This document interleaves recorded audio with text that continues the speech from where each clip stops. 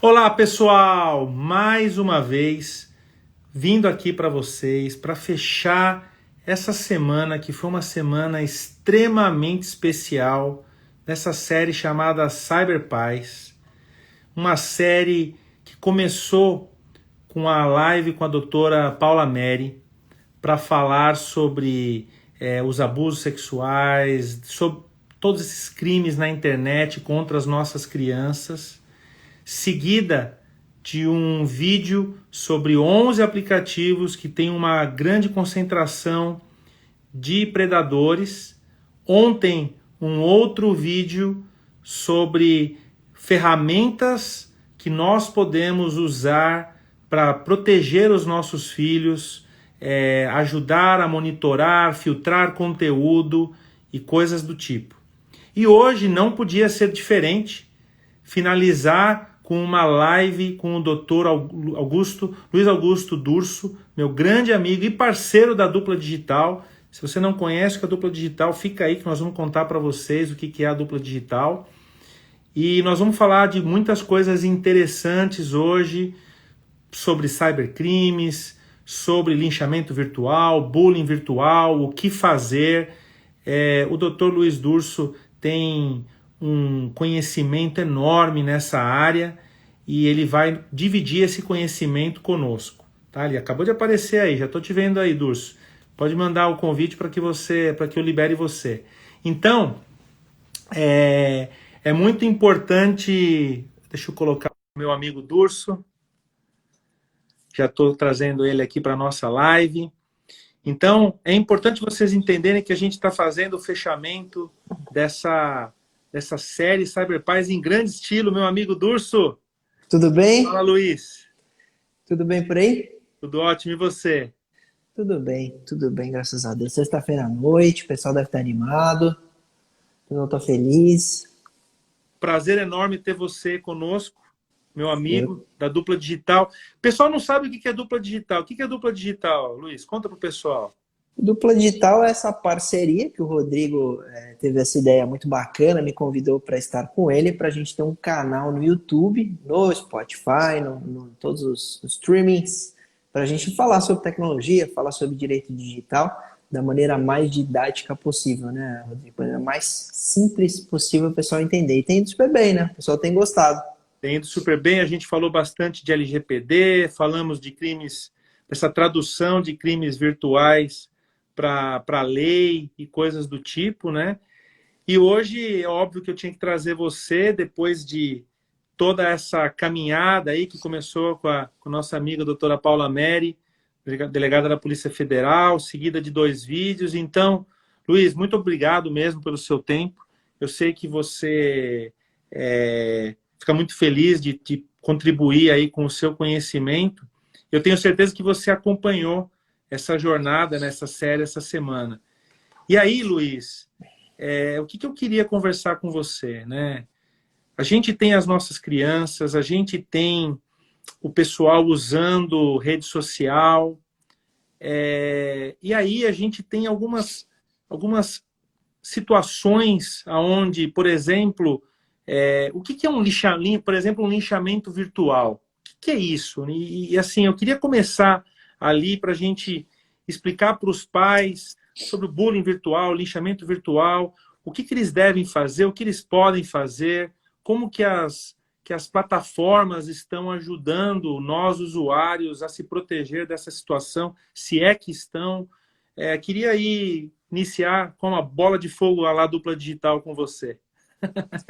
É interessante, né, Rodrigo? Porque não é só a definição. Então, a definição de linchamento virtual seria essa mobilização das pessoas na internet, principalmente, que de alguma forma cumpre uma mesma função que seria atacar alguém.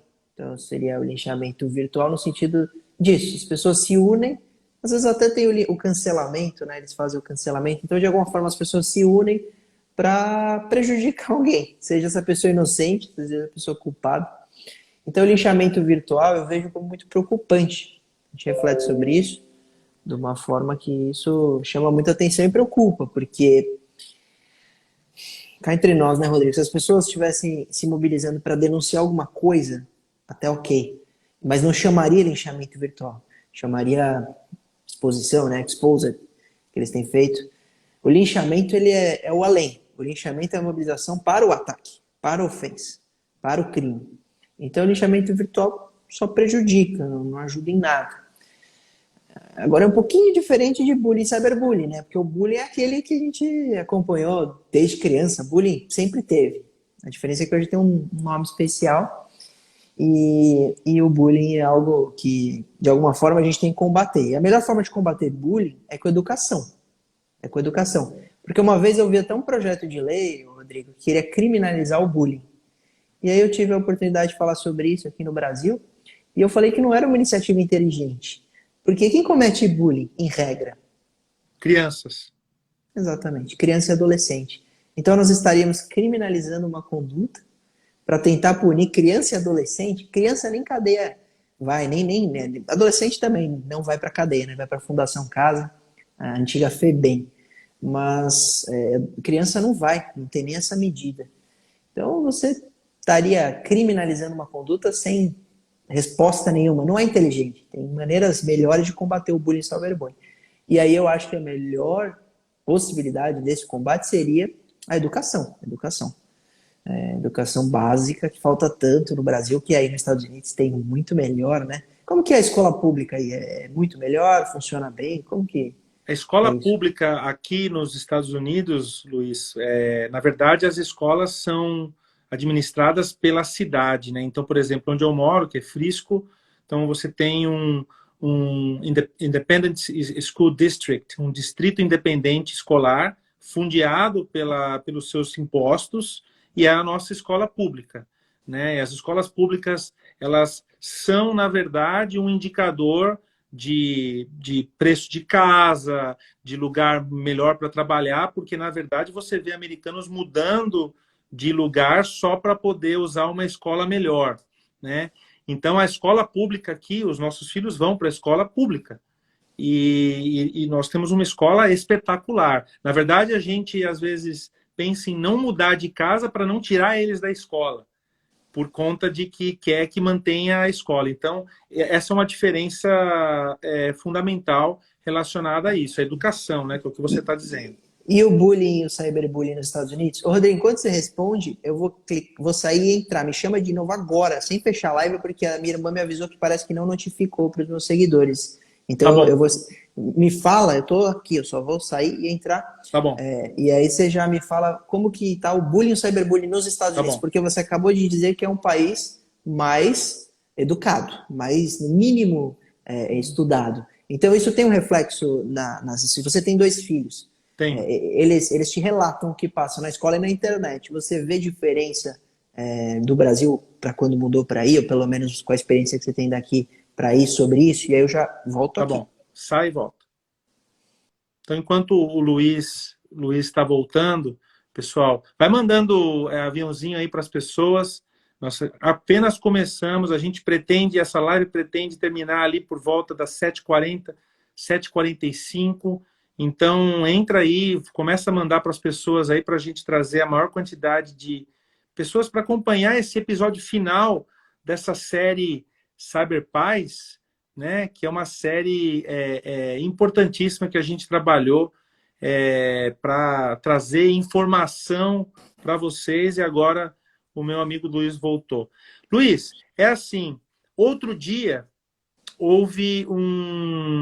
já faz algum tempo, antes da pandemia, vamos dizer assim, houve aqui porque lembra que uma vez nós discutimos até na dupla digital a questão de ter delegacia especializada em cybercrimes. Então, aqui no condado que a gente vive, existe uma delegacia, com pelo menos 3 oficiais, 3 policiais, focados em cybercrimes, Isso é né? bom.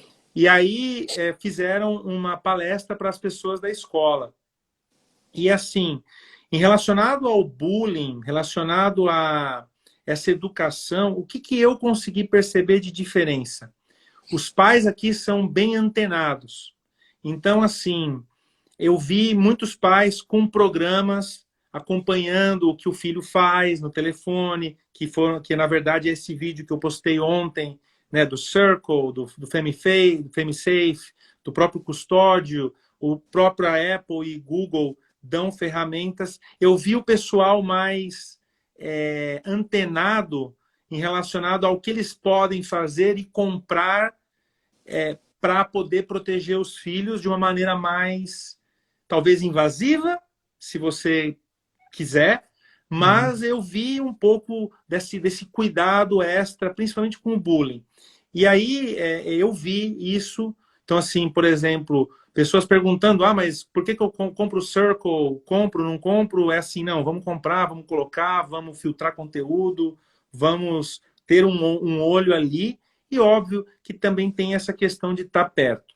O americano, do ponto de vista de estar desse afeto, desse carinho, você vê que eles estão cada vez mais tentando melhorar isso, ficar mais perto dos filhos, porque realmente a gente teve aqui um alto índice de suicídios relacionados a problemas de internet, de problemas de linchamento virtual e bullying virtual. Então, esse é um tema que tem aumentado a incidência de atenção dos americanos bem mesmo nesses últimos tempos. Entendi. Você percebe que tendo educação e tendo essa proximidade que a escola provoca muitas vezes, é muito, muito melhor. O problema é que no Brasil, imagina, se nós temos um déficit gigantesco de educação básica, como podemos esperar que os pais estejam acompanhando essa situação, né, Rodrigo? A começar pela internet. A gente tem aqui, o IBGE apontou que no Brasil nós temos 60% das casas com internet residencial, domiciliar. Poxa, 60%. É bastante, se você olhar no Brasil como um todo, mas ainda, imagina viver sem internet. Imagina não ter internet em casa. Isso pra gente é inimaginável. Tem 40% dos brasileiros assim. 40% de 300 milhões de pessoas não tem internet em casa. Então a gente está muito atrasado. E aí os reflexos disso são notórios. Então você percebe uma questão na educação e a criança que vai, infelizmente, achar que é normal o bullying, o cyberbullying, esse tipo de ofensa na internet. E pior, né? Vai navegar sem cuidado nenhum. Que acho que aí que foi a grande lição que você deu nessa semana com essa sua iniciativa. Muito legal. Parabéns, Rodrigo. Isso é muito bacana. Eu sei que você gosta muito de dar esse tipo de informação, mas quando você foca nos pais, em proteção aos filhos, isso é genial. Então, parabéns. Obrigado. Isso é muito legal, é verdade, legal mesmo, assim. Eu tenho muitos vídeos, muita publicação de caráter informativo, mas às vezes eu não tenho tanto para criança. Então, você dá esse foco nas crianças e adolescentes que estão navegando, às vezes, muito mais do que os pais, muito mais do que os senhores e as senhoras, porque com certeza o meu irmão mais novo navegava muito mais que meu avô. Então, meu irmão mais novo já não é mais criança e meu avô já não está mais com a gente. Você percebe que, com certeza, esse choque de geração é muito complicado, porque aí a criança está navegando e o pai e a mãe, às vezes, não sabe o que está acontecendo. E o que está acontecendo? Esse é o problema. O que tem na internet? Exato. E você falou uma coisa, Luiz, eu quero entrar... Você falou assim, educação, né? Então, por exemplo... O que fazer, né? Então, assim, você diria que qual é o primeiro passo quando você, pai, identifica que o seu filho está sofrendo bullying digital? Ou, eu vi que você dividiu, depois a gente fala sobre linchamento virtual, mas vamos falar assim do ponto de vista de educação mesmo, né? O que eu faço quando eu descubro que o meu filho está, de certa maneira, sendo atacado virtualmente pelas redes sociais? O que eu faço, né? Educação. O que seria essa educação? Primeira coisa é conversar. Eu sei que eu como advogado, eu deveria responder, lavrar o boletim de ocorrência, etc. Mas o advogado, ele é quase um psicólogo, Rodrigo. Então, meu pai até fala que escritório de advocacia é laboratório humano. As pessoas vêm em momentos delicados, em momentos de preocupação, às vezes com mandado de prisão, às vezes pronto para ser condenado, para ser absolvido. Então é muito duro enfrentar um processo criminal ou uma investigação, ser vítima de um crime. Isso dói, isso é muito complicado. Então a gente também tem um papel quase de um psicólogo. E quando um pai nos procura, e eu já advoguei num caso desse que foi muito... Foi difícil para mim, não foi fácil. Eu assumo que é difícil separar muitas vezes. E eu recebi do pai e uma mãe no escritório. E a filha de 14 anos tinha fotos vazadas na escola. Isso não parava. E tinha alguém, a gente desconfiava que era uma menininha que não gostava dela, que alimentava as redes sociais com isso. Então Caramba. você... 14 anos? 14 anos. Eram 4 fotos principais, assim, de nudez. E eles... a gente conseguia derrubar um perfil, criava-se outro. Então aparecia um outro lá no Instagram com as mesmas fotos. E isso toda vez acontecia. A gente tinha que investigar quem era, né? A gente fez todo um trabalho de investigação, mas os pais, você sabe, não é para amanhã. Uma investigação leva tempo, é natural. Então precisa aguardar uma ordem judicial para remover o conteúdo, para excluir o perfil. E esse tempo de espera, com uma foto de uma filha de 14 anos nua no Instagram, qualquer rede social, é muito complicado para os pais. Então, advogar num caso desse, para mim, foi uma grande experiência de vida a saber lidar com isso. E como eu aconselhava, respondendo sua pergunta? Primeira coisa, a filha está sofrendo um linchamento virtual, o filho está sofrendo um linchamento virtual. Abraço, professor Caio, um grande amigo. O que fazer? Então, a primeira coisa é isso, sentar com essa criança e entender o que está acontecendo. Porque você só vai conseguir reagir, seja no judiciário, seja junto à escola, com todos os elementos. A doutora Cassione também está aqui com a gente. E com esses elementos, você tem algumas iniciativas que são muito produtivas e eficientes, Rodrigo. Então, por exemplo, uma das iniciativas que você pode ter, você pode provocar que a escola fale mais sobre isso. Então, imagina uma escola que está tendo exatamente um problema de bullying, um problema de vazamento de nudez de algum aluno, e você criar um simpósio, você criar uma palestra, você criar exercícios em aula a estimular com que as crianças falem sobre isso, entendam o tamanho do problema, entendam que se elas contribuírem para isso, elas estão aumentando o sofrimento de alguém, de um colega, e falar que isso é crime. Isso assusta às vezes, né? Adolescente que fala, opa, isso é crime, então não posso fazer. Então, qual foi uma das medidas que nós tomamos? Nós criamos um folder, quase um material exclusivo que a escola entregou para os alunos para mostrar para os pais, etc., sobre vazamento de nudez de criança e adolescente, o crime, que isso tem pena, que isso muitas vezes leva a criança ao suicídio. E isso teve um efeito muito imediato e importante, porque aí parou. Mesmo a gente investigando, mesmo a gente quebrando IP, mesmo a gente removendo perfis, a maneira mais eficiente foi a maneira... Educação. E é isso que eu falo tanto em educação. E a educação que a gente teve um apoio muito bom da coordenação, que abriu a porta da escola para a gente falar sobre isso para os pais e para os alunos. Então você percebe que quando o tema é criança, eu tive a oportunidade, antes da pandemia, um pouquinho antes da pandemia, eu fui em 2 escolas e eu palestrei dentro de sala de aula, não foi nem auditório. Isso é muito legal, porque a sala de aula é o lugar deles, né? Eles se sentem em casa. E eu palestrei para uma turma de 9º ano, então são de 14, 15 anos, e uma turma de 2º colegial, quase se formando, já são adolescentes. E é muito interessante, porque a turma de 9º ano, às vezes, estava mais esperta e estava tendo mais problema com troca de nudes e com esse bullying do que a turma do 2º colegial, porque aí o adolescente ele já está mais maduro, às vezes ele já está mais esperto. Agora, a criança depende de alguém. A criança depende do responsável. Então, seja o pai, a mãe, o avô, a avó, não sei com que essa criança mora e por quem ela é educada. Mas esse acompanhamento dos pais é o mais importante nessa época. Porque, como a gente falou, não adianta responder com direito penal condutas realizadas por estes. Exato. Então, é um tema muito delicado que eu gosto de tratar, mas a gente tem que... Eu protejo, sempre vou pender para o lado da educação, que eu acho que é o mais importante nessa época. Claro que repressão é importante também. Você está me vendo bem ou está cortando? Tô te vendo muito bem. Tô te vendo muito então, bem. Tá bom. Ô Luiz, deixa eu falar uma coisa para você, né? A gente falou, você acompanhou também a live com a doutora Paula Meri, né? E aí, como a gente tem muitos pais assistindo aqui, esse conteúdo vai ficar aqui gravado, tal. A gente falou sobre a atenção, né? E aí a gente também discutiu sobre o fato da criança acabar tirando a foto e tudo mais. Ou seja, aquela foto ela não foi tirada, a própria criança tirou aquela foto. eu sei que a doutora Paula Meri falou muito sobre essa questão de acompanhamento dos filhos, mas o que você enxerga, ou dentro da sua experiência, qual é a dica que você dá, além das dicas que a gente já deu, de atenção, atenção, atenção, afeto e companheirismo com os filhos, nessa experiência que você teve, nesse caso e em outros, como é que você fala para a criança, olha, não faça isso, porque isso só vai te causar mal de uma maneira, eu não sei, agora eu estou querendo que você descubra a América, mas estou pondo um desafio aqui para você, acho que você entendeu a minha pergunta.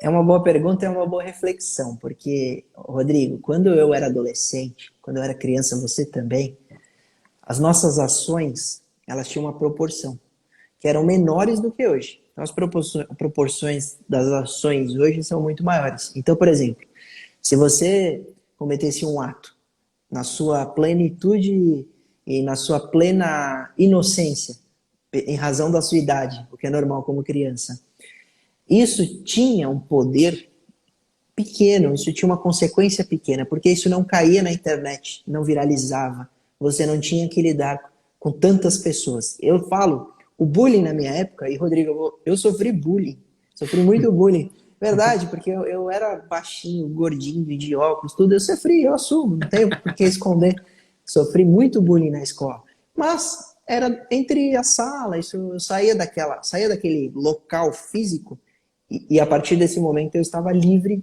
de determinadas brincadeiras inconvenientes.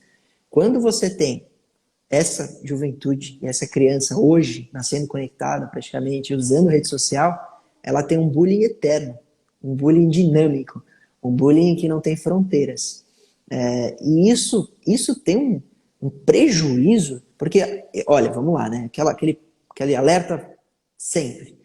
A internet é maravilhosa, a gente tem que defender a internet, sou o maior defensor da internet, mas precisamos falar dos lados negativos. É o dilema da rede. Para quem assistiu no Netflix, precisamos ver os lados preocupantes. E qual é o lado preocupante? O lado preocupante é que a internet traz acessibilidade, traz acesso à informação, as pessoas estudam de maneira à distância, maravilhoso, mas conecta as crianças aos problemas e os problemas tomam proporções maiores. Então o bullying hoje ele é na sala, na escola, na cidade, a depender da cidade, no interior é normal.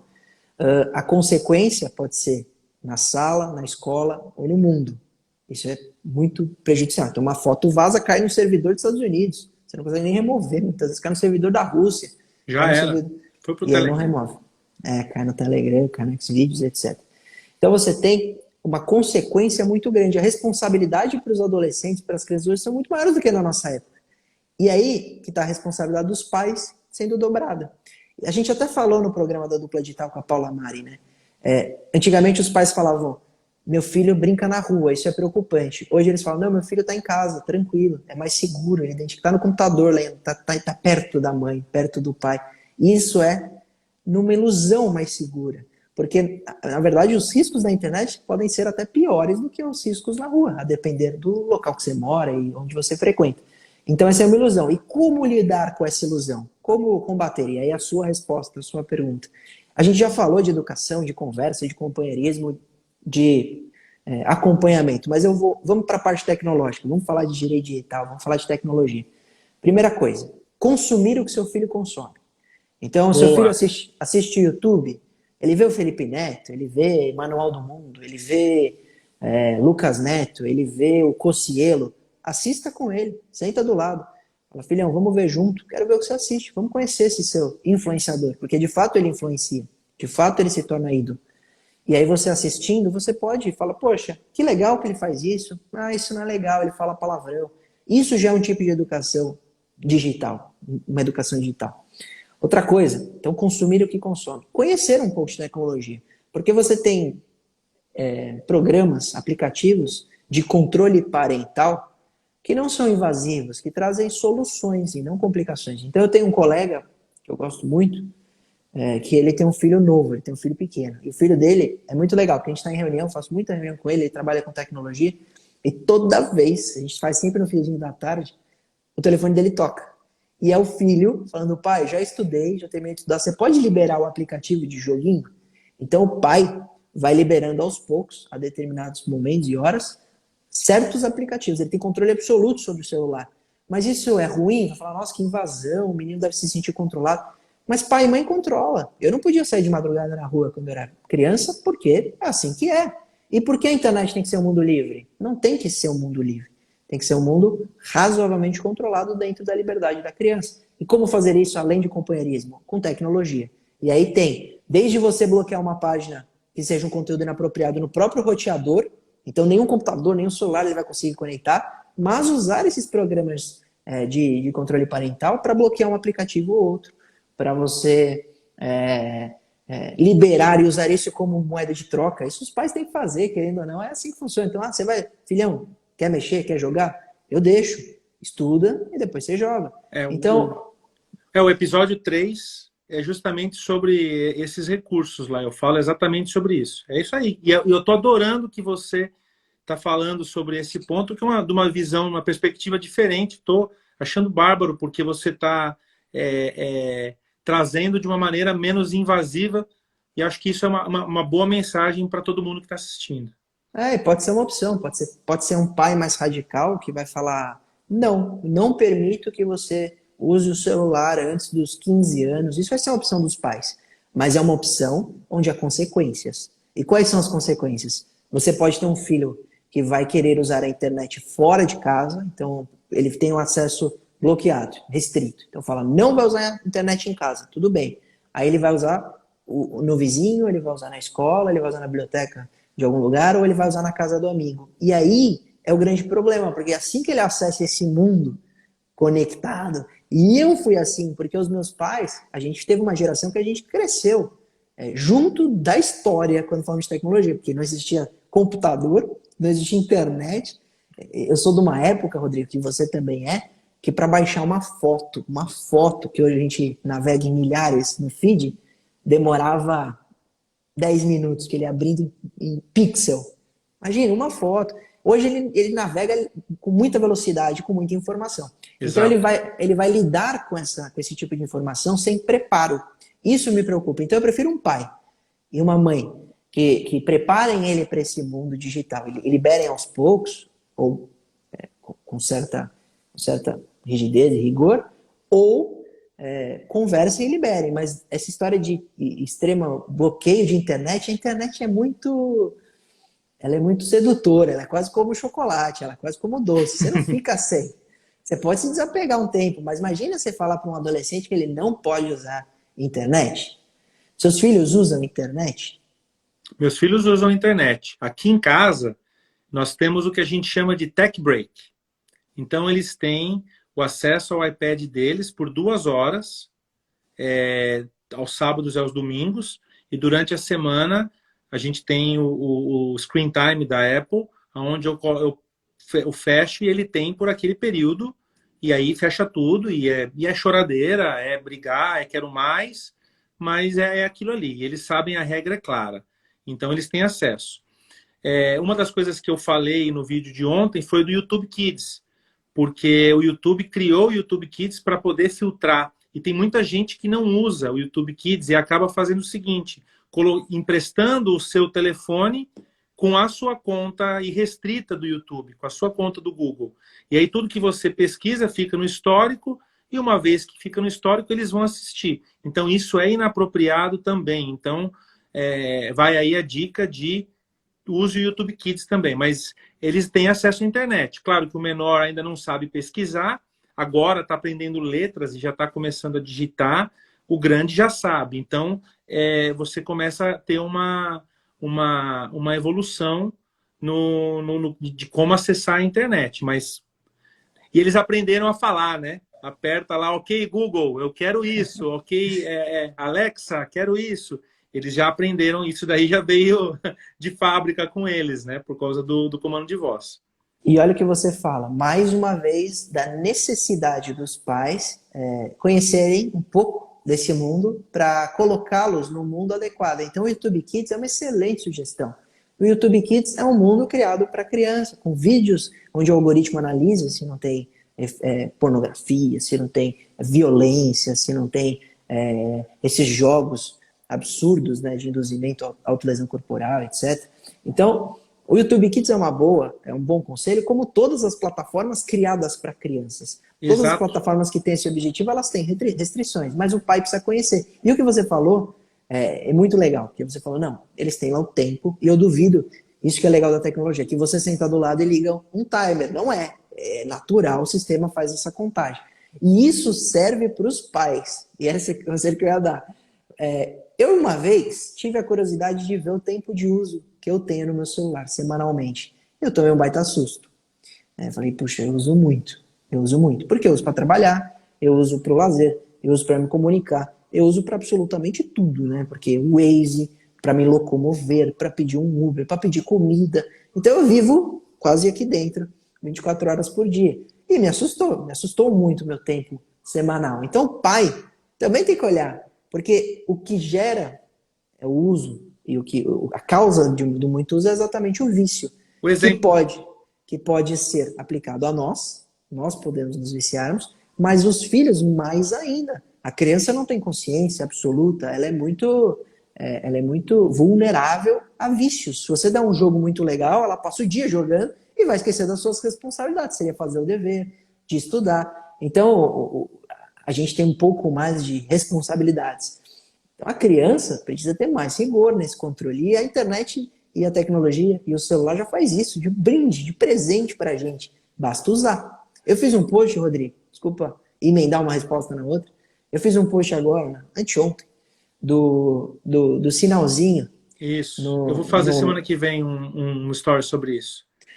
Esse post teve 2.500 encaminhamentos, 2.500 envios na minha publicação. Eu falei, poxa, me chamou a atenção. Eu falei, nossa, teve bastante envio.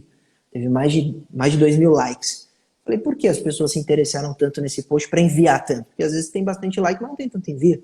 E a resposta está que as pessoas estão mais preocupadas com tudo isso. Mais preocupadas porque a rede social funciona daquele jeito, porque tem coleta de dados.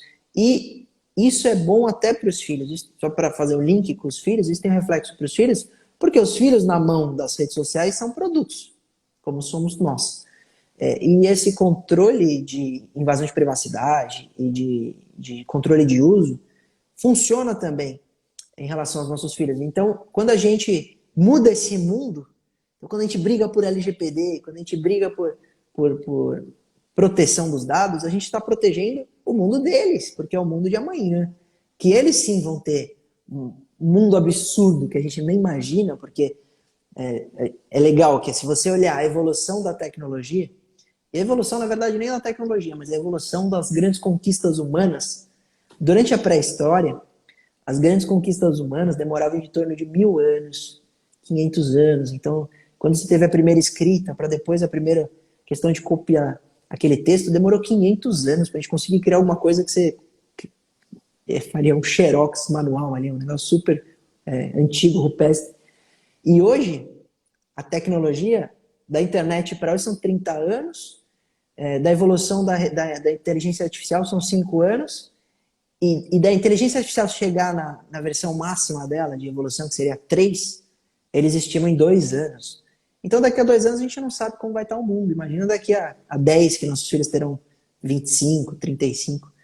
Então, mudar o mundo hoje é mudar o mundo dos nossos filhos. E como mudar esse mundo? Aí tem exatamente o papel dos pais. Educação digital, proteção dos dados, cobrança em relação às redes sociais. O algoritmo do Twitter não foi acusado de ser um algoritmo racista. Isso molda a geração. Molda. Molda a geração. Molda a geração. E eu também tem uma série aqui no canal chamada O Tripé, que eu falo de algoritmo, trackers e permissões para educar as pessoas a entender que é o que você faz, né? O algoritmo ele vai responder aquilo que você faz, ele vai trazer sempre aquilo que você clica e mais a gente está entendendo como os algoritmos funcionam, e é por isso que o Twitter foi aí considerado ter um desvio nesse algoritmo. A gente está caminhando para os últimos 11 minutos, Durso, do nosso bate-papo aqui. E uma das coisas que eu falei muito com a doutora Paula Meri, ela falou, Rodrigo, quando você e o Durso forem falar, falem sobre isso. Como denunciar e como coletar as provas, porque eu acho que isso é uma coisa...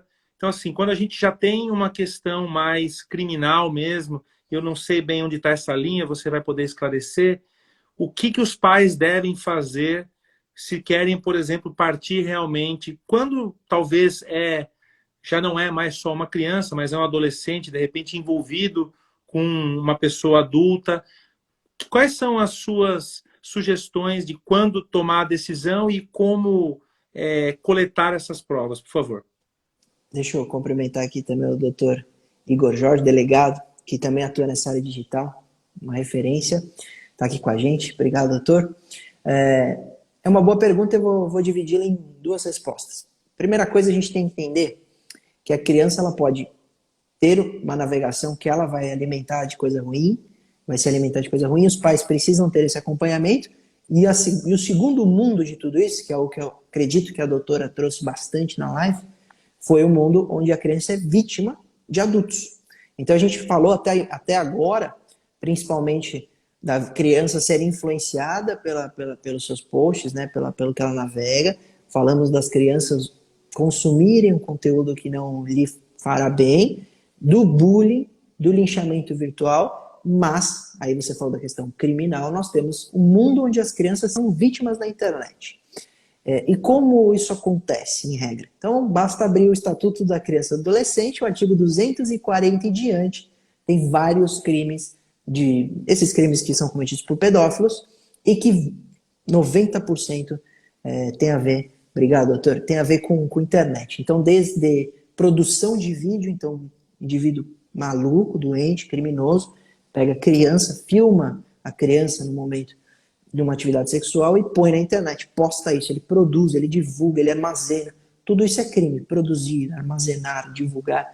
E você pode, às vezes, até responder pelo compartilhamento e pelo armazenamento, de maneira distinta, né, sendo somadas as penas. Então, tem muita gente que responde só pelo armazenamento. Então, você baixar um vídeo de um adolescente que tenha nudez ou pornografia e armazenar isso é crime, porque você refere o artigo 241b do ECA, salvo engano, que fala em armazenamento, já é crime.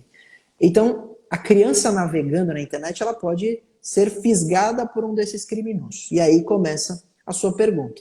O que os pais devem fazer quando descobrirem que seu filho, infelizmente, foi vítima de um desses criminosos? E qual é a resposta penal, qual é a resposta do Estado a punir esses criminosos? Então, já falei do Estatuto da Criança e Adolescente, 240 em diante, o artigo, quem quiser dar uma olhada. E você tem punições graves, tem punição vai de até 8 anos, a depender do crime, tem punição bem grave. E esse mundo, ele vai principalmente punir esses que induzem criança a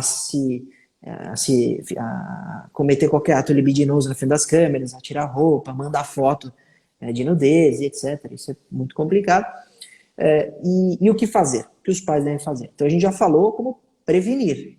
Educação, conversa, controle, uso da tecnologia a favor do controle, mas tem o mundo da repressão. E aí o mundo da repressão começa na reação dos pais em preservar as provas. Primeira coisa. Então seu filho chegou e fala, pai, mãe, tive um contato com um homem, com uma mulher, ou até com uma criança, porque esse criminoso pode estar usando um perfil falso de criança. E eu mandei uma foto, eu fiz alguma coisa, o que devo fazer? Esse pai deve chegar e falar, vamos ver o que aconteceu. Abrir o computador com esse filho e com essa filha e começar a printar tudo, print screen de tudo, porque do dia para a noite essa prova some, essa prova é apagada, esse computador se perde, o celular cai na piscina, pode acontecer qualquer coisa de você e resultar em você perder essa prova, e a materialidade é muito importante para o processo. Então, preservação de prova, tem a print screen, tem a ata notarial. Hoje tem serviços, Rodrigo, que você consegue certificar um conteúdo na internet, quase como um certificador digital, que o site printa aquela informação, ou aquela conversa, ou aquela foto, ou aquele post na rede social, e certifica que naquele momento estava daquele jeito, então não precisaria nem usar a ata notarial, mas é um novo meio aí de preservar esse conteúdo com fé pública das redes sociais. É um conteúdo interessante, é um serviço legal. Preservou as provas, aí você tem que levar isso ao judiciário, você tem que provocar uma investigação. E como você provoca investigações? Tem duas formas. Ou você vai até a polícia civil, e a Noemi mandou qual site. A Noemi tem vários sites, vários serviços. Eu não tenho nenhum para indicar, para falar, não, esse é bom, esse não é. Até porque eu já usei vários, então depois procure sobre certificação de conteúdo na internet semelhante à ata notarial. Depois eu até mando, se quiser, me manda um inbox lá. Levou a polícia, lavrou o boletim de ocorrência com a criança, etc. Ela vai ser ouvida ali, preservada, claro. E você terá, junto dos pais, claro, do representante, do representante legal, você terá uma forma disso se iniciar uma investigação. A outra forma é você ir até o Ministério Público. O Ministério Público, Rodrigo, na sua essência, ele não investigava.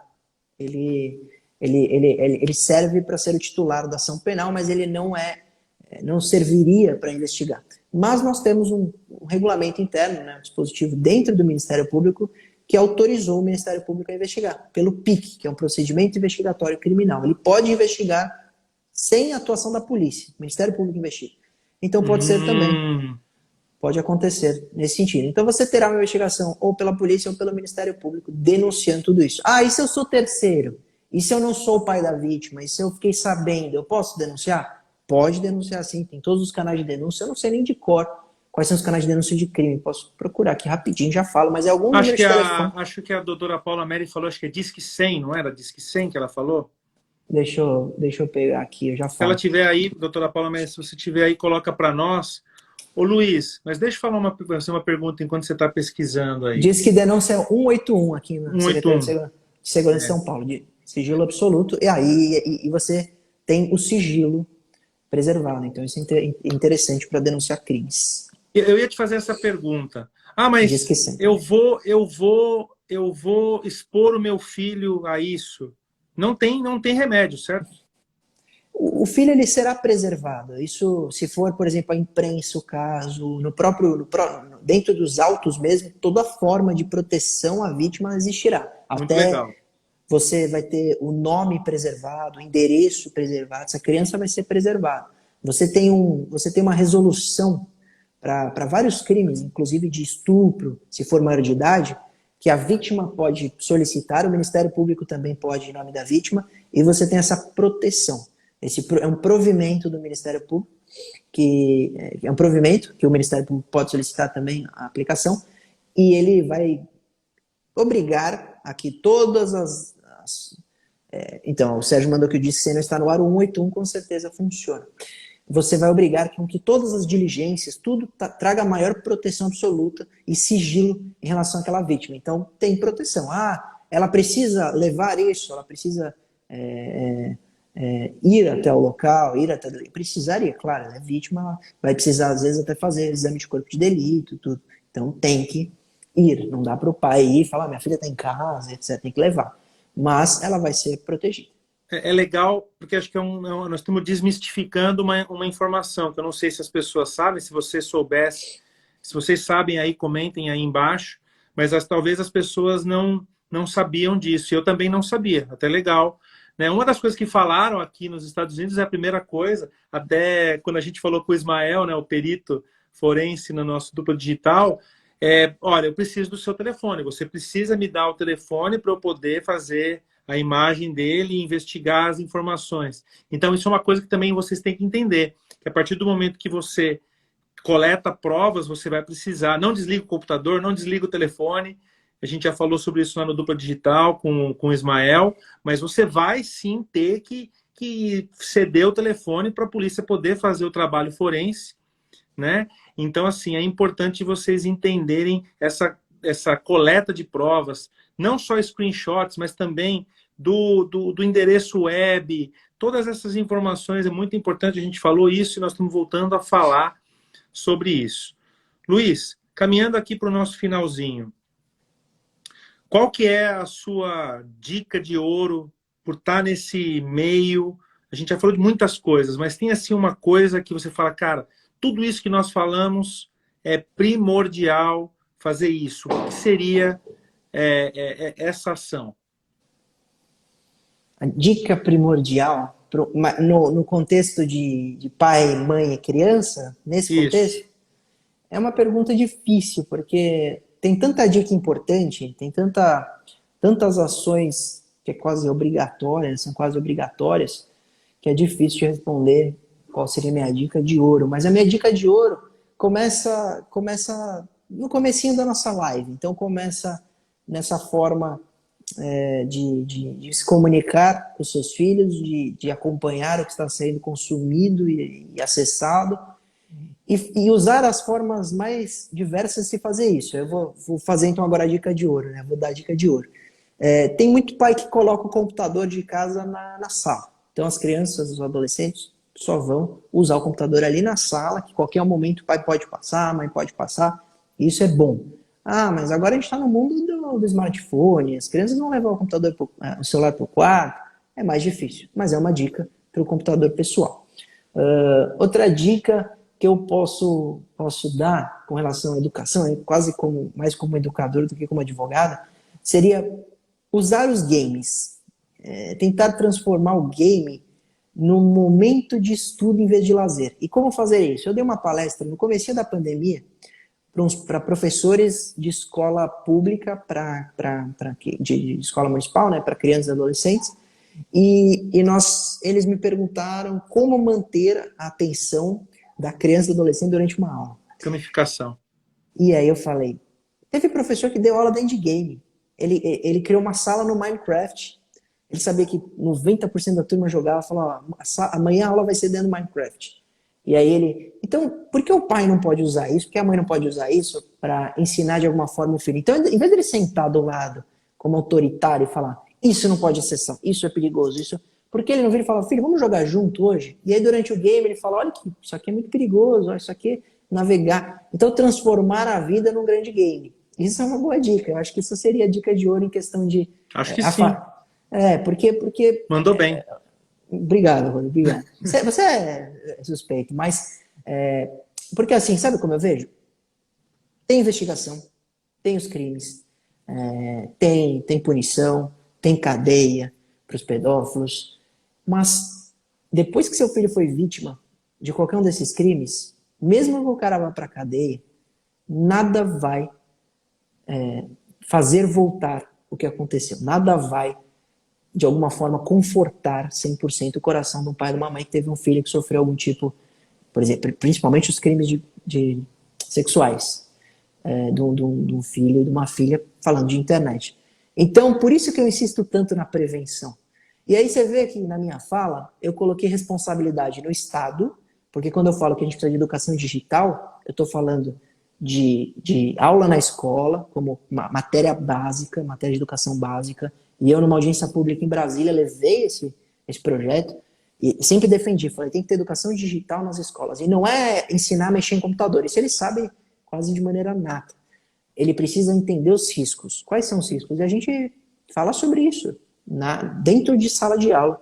Porque às vezes o pai e a mãe não tem tempo, às vezes o pai e a mãe não usa a linguagem adequada, e o professor é feito para isso, né? Ele é treinado para isso, para conseguir de alguma forma ensinar. Então, levar para dentro de sala de aula é isso. Isso é responsabilidade do Estado. Responsabilidade dos pais, que não dá para jogar nesse mundo e achar que só porque está dentro de casa está mais preservado ou mais protegido do que na rua. E a responsabilidade das empresas de tecnologia, que não podem também liberar conteúdo bem que o YouTube bem fez. Então ele falou, opa, tem muita gente no YouTube que é criança e adolescente. O que a gente vai fazer? Vamos fazer uma ferramenta só para eles? Vamos fazer um mundo do YouTube Kids que é feito para eles, um aplicativo feito para eles, com um controle muito maior. Então você vê que se todos colaborarem, nós melhoraremos. Claro, individualmente isso também tem impacto. Tem um pai que uma mãe que sempre está próximo ajuda muito. Então a dica de ouro é essa. Acho que foi espetacular. Você fez as três. A dica de ouro, na verdade, é a combinação dos três, né? Isso. O Estado, os pais e as empresas de tecnologia. Né? Isso. Eu acho que a dica de ouro está a gente aderir a essa campanha e cobrarmos e fazermos parte dessa luta de educação digital, de controle, no sentido, claro, de educação, e numa internet melhor. E para a internet ser melhor e mais saudável, a gente vai precisar dos algoritmos das redes sociais funcionando melhor. Perfeito, Luiz. A LK falou que custa caro implementar segurança. Então, assim, no vídeo de ontem, que está no meu IGTV, eu falo sobre ferramentas pagas e ferramentas gratuitas, inclusive no Android, inclusive no iPhone, gratuitas, que você vai poder ter controle do que o seu filho faz ali. Então você consegue criar o grupo da família no Apple, o Family Link do Google, você consegue fazer tudo isso. E você não tem que pagar nada por isso. Tá? Ele tem um alcance, porque, de novo, o Apple e o Google são plataformas, e plataformas, eles dão ferramentas para vocês e também eles servem de canal para quem desenvolve outras ferramentas. Então, acho que é importante vocês entenderem a finalidade disso. Luiz. O Sérgio, desculpa te interromper, o Sérgio fez uma pergunta muito bacana, Vamos lá. Rodrigo. Eu preciso ler essa pergunta e responder. O Sérgio Aguiar mandou assim: canais de denúncia via apps ainda é um gap? Vamos desenvolver? Sérgio, quando eu falo na responsabilidade das plataformas, essa é uma gigantesca responsabilidade que ela é negligenciada, e eu afirmo com maior tranquilidade, pelas plataformas. Sabe por quê, Sérgio? Porque se você denunciar um conteúdo criminoso na internet, seja vítima uma criança, seja vítima um adulto, a depender do conteúdo, isso não sai. Isso não é removido. E eu vou dar um exemplo prático, Rodrigo, porque muita gente vai falar, não, o Marco Civil da Internet, no artigo 1921, trouxe uma questão de quando é pedofilia, etc. Tal. De fato, tem previsões mais rígidas, mas eu vou usar um argumento que não necessariamente envolve crime sexual. Teve o jogo Baleia Azul. Lá em 2017, aquela besteira que seria um game de 50 passos, e o último, a criança ou quem jogasse, né, mas normalmente criança e adolescente que jogava, teria que cometer o suicídio. E quem cobrava essas tarefas era um maluco na rede social, no WhatsApp, e ficava, fez isso, manda vídeo, manda foto. E aí tivemos vários casos no Brasil. Problema sério. E depois teve a boneca Momo, essa boneca ridícula, que é aquela história que eles colocam no meio de um vídeo, corte o pulso do papai, corte o pulso da mamãe, negócio maluco, absurdo e criminoso. Beleza.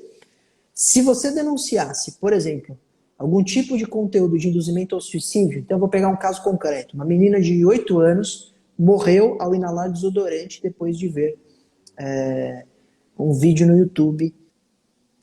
Estou só lendo a resposta aqui do Sérgio, porque depois estou falando fora da internet. A comunidade identifica a pedofilia, a comunidade pode denunciar. Sérgio, denunciar, é que você falou apps, mas fora da plataforma tem que denunciar sim, e dentro da plataforma também. Pedófilo é um problema em qualquer lugar, virtual ou offline. Então, Rodrigo, e aí eu falava do Baleia Azul, Da boneca Momo. Da boneca Momo, e que, do caso concreto, a menina inalou o desodorante e morreu ao inalar desodorante. Sabe onde ela viu esse vídeo? No YouTube.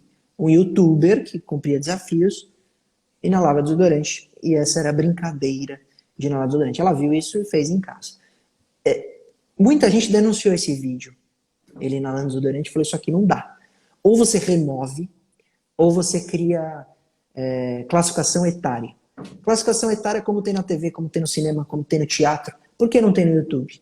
E tem no YouTube. Alguém vai falar, não, mas tem no YouTube. Tem. É de 0 a 18 ou 18 para cima. O youtuber ele não tem opção de falar que o vídeo dele tem 16 anos. Eu fiz uma audiência com um youtuber, que tinha 3 milhões na época de inscritos, e ele falou, às vezes eu tenho um vídeo que eu quero colocar 14 anos, que eu quero colocar 16, eu não posso. Ou eu coloco 18, ou eu coloco 0. Mas eu não acho que meu vídeo é para 18 anos. Então eu coloco 0, porque senão eu perco toda a monetização, eu perco um monte de view. Então ele coloca 0. E o YouTube não regulamenta isso até hoje. Então devia ter uma classificação etária onde o próprio youtuber poderia colocar lá 14, 16, seja qual for a idade, e a criança que não tiver logada e não conseguir comprovar a idade não assistiria. Isso é bom? Porque quando denunciar, se a gente denunciar esse tipo de conteúdo, mesmo que o YouTube não remova, pelo menos ele poderia classificar. O que acontece hoje, para a gente acelerar, que falta pouquinho tempo, você vai denunciar, esse tipo de vídeo não vai sair da plataforma. E aí, respondendo a pergunta do Sérgio, dentro do app, se o canal de denúncia funcionasse melhor, eles poderiam avaliar esse tipo de conteúdo. Luiz, muito obrigado. Pessoal, a gente vai estar encerrando aqui. Eu queria agradecer o Luiz e lembrar que esse é o último episódio dessa série Cyberpaz, que começou com a doutora Paula Meri, seguida de 2 vídeos, um com 11 aplicativos que contém predadores. Um vídeo ontem, está tudo aqui no meu IGTV, sobre dicas de segurança, aplicativos para que você possa filtrar conteúdo, ter uma visão melhor do que eles estão fazendo. E Luiz, espetacular terminar com você essa série Cyberpaz. Eu tenho certeza que muita gente aprendeu muita coisa. Eu mesmo, que a gente fala diariamente, nós dois, você me ensinou muita coisa legal hoje. E eu acho que a coisa mais legal que você me ensinou é: eu vou aprender o Minecraft. Porque eles têm Minecraft e eu não... Eu falo, eu não sei isso aqui, então eu vou agora sentar com o Felipe amanhã e falar, me ensina o que você faz aqui. Eu acho que isso foi o que você ensinou para mim hoje. Olha só que coisa legal, que é de repente sentar e jogar junto. Eu já jogo junto com eles no videogame, mas eu nunca joguei Minecraft. Outro dia eles estavam falando, eu falei para Carolina, não, eu não sei nada do Minecraft. E quando você falou, a carapuça serviu, eu falei, eu preciso parar e aprender a usar o Minecraft para ajudá-los. E o Minecraft, por ser um mundo aberto, você tem tanta possibilidade de aprendizado, porque isso estimula a criatividade. Eles fazem casa, eles fazem plantação, tudo isso tem no Minecraft. Você cuida de animais. Olha quanto recado implícito tem nesse tipo de jogo que você pode usufruir e ainda curtir um pouquinho, jogar com o filho. E a gente encerra, você falou tanto da dupla digital, nós estamos com 33. Pessoal, o Rodrigo é meu parceiro numa ideia, num projeto que a gente resolveu abrir um canal no YouTube e fazer esse bate-papo como a gente fez hoje, mas em blocos, né, em vídeos, e a gente também convida especialistas, chamamos um hacker ético, uma delegada da Polícia Federal, que é a doutora Paula, o Ismael, que é perito, para a gente debater sobre isso. Então, enquanto você falava, eu estava logando aqui para ver quantos inscritos nós estamos. O canal tem menos de um mês, está com 155 inscritos. Então, se você quiser continuar acompanhando esse bate-bola, eu e o Rodrigo, vai lá no YouTube, Dupla Digital, que você vai acompanhar esse conteúdo, né, Rodrigo? É isso aí, pessoal. Estamos esperando vocês lá no Dupla Digital. O vídeo com a doutora Paula Meri vai ao ar no dia 1º de outubro. Então, um vídeo espetacular também com ela. A gente, nossa, foi muito bom. Mas nessa série aqui, com a mesma essência do Cyberpaz.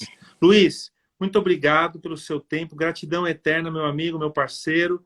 Fechar com chave de ouro essa série, estou muito feliz. Foi um projeto audacioso. Complicado falar desse assunto, mas o feedback que eu tive das pessoas, eu fico até emocionado, porque eu recebi muito feedback positivo. Eu agradeço demais você ter feito parte dessa série comigo. Obrigado, Rodrigo. Parabéns Obrigado, pelo seu trabalho, pelo seu projeto. E ensinando os pais, as crianças, você está fazendo a diferença na vida das pessoas. Parabéns, fica com Deus. Obrigado. Tchau, gente. Até mais. Obrigado mesmo. Compartilhem isso, deem like, assistam a série inteira. Estamos juntos e muito mais coisa legal vai vir aqui. Obrigado, pessoal. Tchau, tchau, Luiz. Tchau, pessoal. Tchau, pessoal.